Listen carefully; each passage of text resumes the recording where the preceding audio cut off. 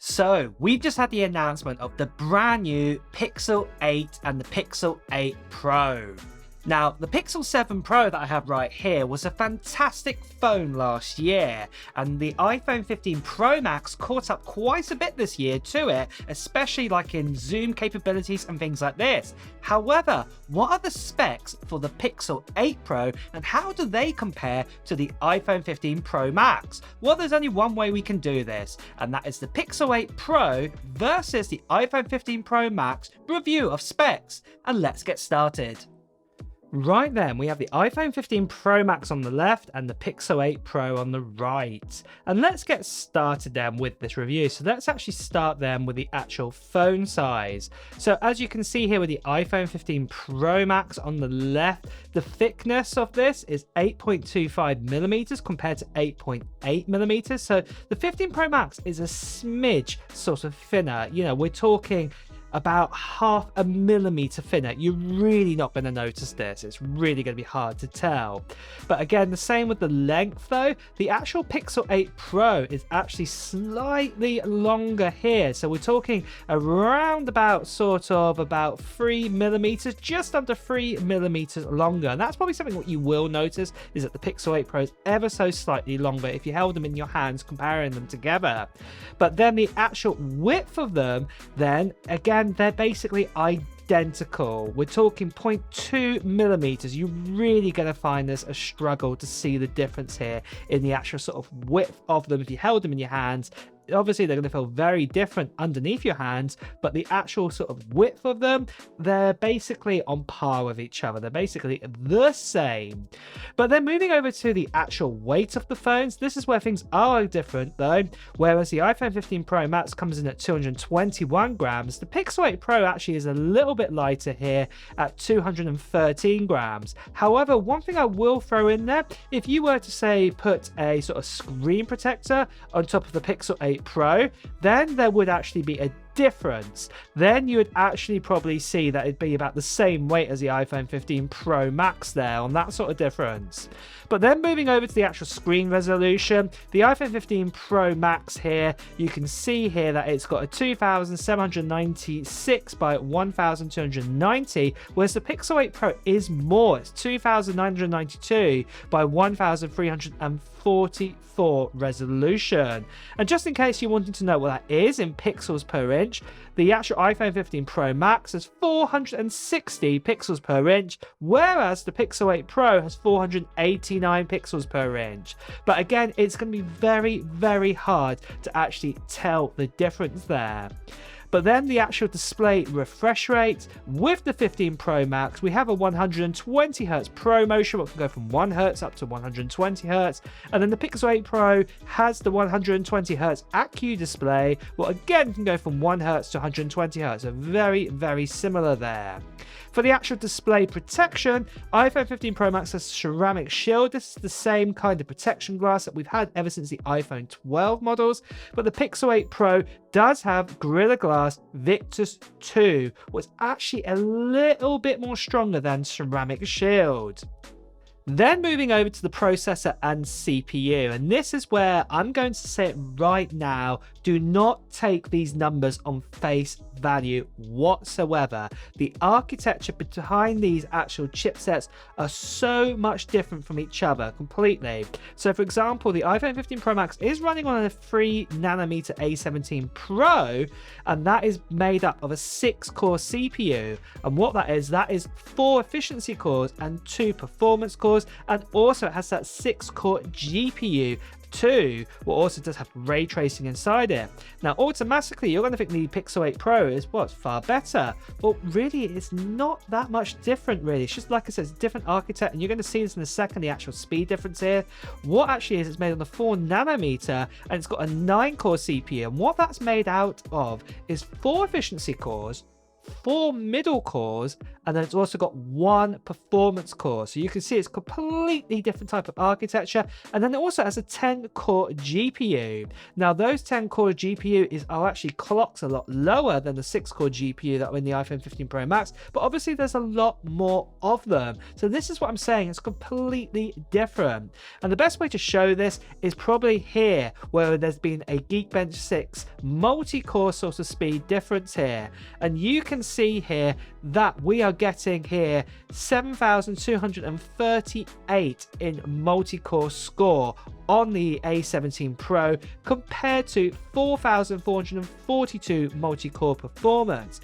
But if you did talk to anybody basically with a Pixel with 7 or Pixel 6, they will tell you that the chip is not in any way slow.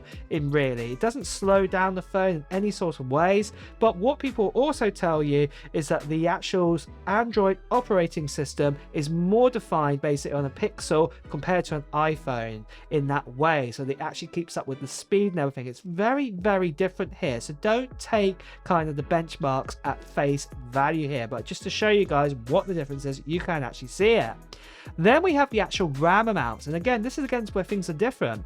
The actual iPhone 15 Pro Max has 8GB LPDDR5 RAM, whereas the Pixel 8 Pro has a faster and bigger 12GB of RAM with LPDDR5X RAM inside it. So obviously there's far more RAM, but like I said, this is the way how the operating system and how Android 14 works towards, say, iOS 17 with the 15 Pro Max. It is very, very different.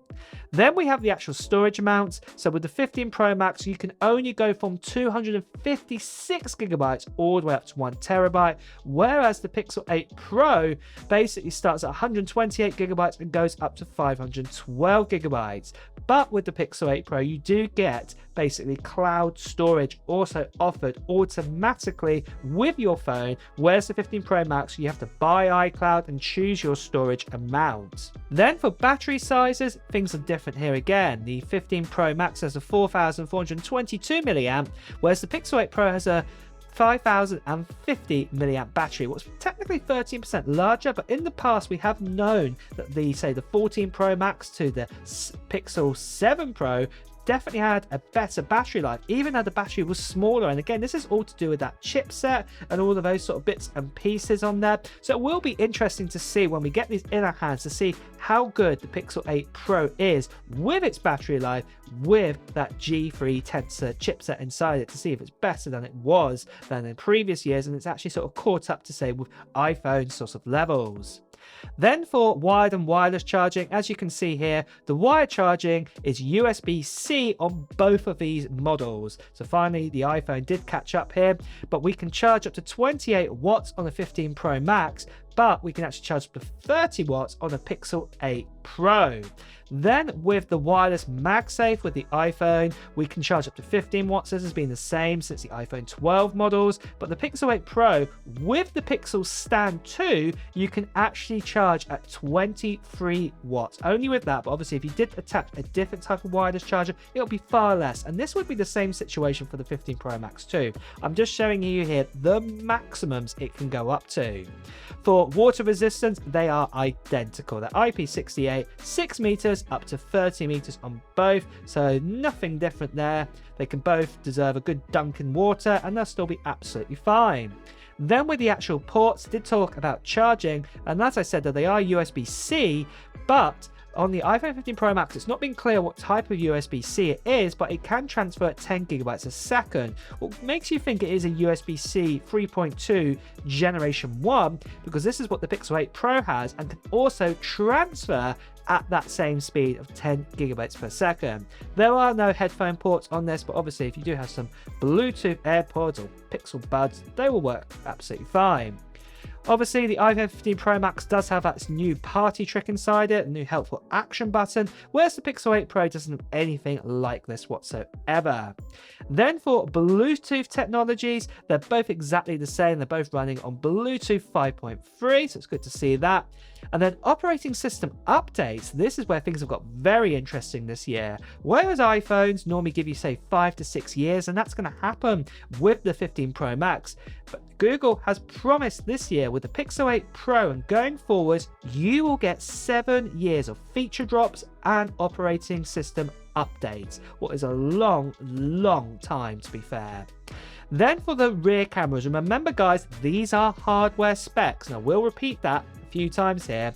So we do have a 48 megapixel wide on the 15 Pro Max compared to the 50 megapixel wide on the Pixel 8 Pro, 12 megapixel ultra wide compared to the 48 megapixel ultra wide, 12 megapixel telephoto compared to the 48 megapixel telephoto on the Pixel 8 Pro. Both of them can record up to 4K video. The 15 Pro Max has the LiDAR sensor, whereas the Pixel 8 Pro has the LDAF, so that's the laser detect autofocus inside it. But moving over to the rear camera hardware features, and I'm going to say that clearly, hardware features, you do get that quad tone flash, and you have a dual tone flash on the Pixel 8 Pro, and you can go up to a 25 times digital zoom with the 15 Pro Max compared to a 30 times digital zoom. And then also the actual optical zoom, the 15 Pro Max can do a 5 and 2 times crop sort of optical zoom, whereas the Pixel 8 Pro can only do it a 5 times optical zoom. Now there are obviously lots and lots of sort of different sort of software features, machine learning sort of things. You know, with the Pixel 8 Pro, I can name some of them now, like the magic arrays, macro focus, astrophotography mode, and you know, the 15 Pro Max has a lot of these too. It has like a portrait mode. It can also do sort of nighttime as well, and it also has lots of different sort of bits and pieces. But like I said, we're talking about hardware features here. So obviously that's a lot of kind of sort of software related sort of things I've just mentioned there that make things very capable. But moving over to the selfie cameras, we do have here a single lens on the 15 Pro Max, 12 megapixel, up to 4K video and autofocus, whereas the Pixel 8 Pro also has a 10.5 megapixel up to 4K video and autofocus too. Then for the price, so the 15 Pro Max comes starting at the 256GB model. They don't do the 128GB model, but that starts at $1,199 whereas the base model Pixel 8 Pro starts at $999. And just in case you're wondering, with the Pixel 8 Pro, if you did get yourself the 256GB model, it does come in at $1,099, so $100 more. So technically speaking, the 15 Pro Max, if you were going to argue it, is basically around about $100 more. Then finally, talking about the colors, the 15 Pro Max has that new titanium material. That is something that's also very different to what the actual hardware on the actual sort of body shell that we have with the Pixel 8 Pro. They still have their sort of same sort of hardware, what they've had for many years to actually make the casing around the actual phones. But going back to the colors, we have black, white, blue and natural titanium colors with the 15 Pro Max, whereas the Pixel 8 Pro only comes in 3 colors. What is a blue? There is a black, and obviously they call it a different name, and then there's also a whitey beigey color. Again, they call it something unusual. I just think you just call it black and white or black and beige like I have done here, because technically that's what it is. Who wants fancy names, to be deadly honest? But those are the 3 colors that are available for the Pixel 8 Pro. And with that, what smartphone model will you be buying? So as you can see with the Pixel 7 Pro, Google have built basically on the foundations of what they've had ever since, say, the Pixel 6 Pro to the 7 Pro and now the 8 Pro, and it is a great successor. A lot of the specs are kind of similar to what we have here with basically the iPhone, and it definitely looks like it's going to be a great competitive phone, and it's definitely a great Android option for this year round. But I would love to know in the comments below of what your thoughts are on this review of specs, and are you considering getting yourself a Pixel 8 Pro or even the new iPhone 15 Pro Max? Write it down in the comments below. And also at the same time as well, if you enjoyed watching this video, please do press the like button. Also at the same time, if you want to hear the latest Apple news, reviews, comparisons like this for example, make sure you subscribe to the channel and also hit that notification bell. Until next time guys, I will see you really soon. Take care.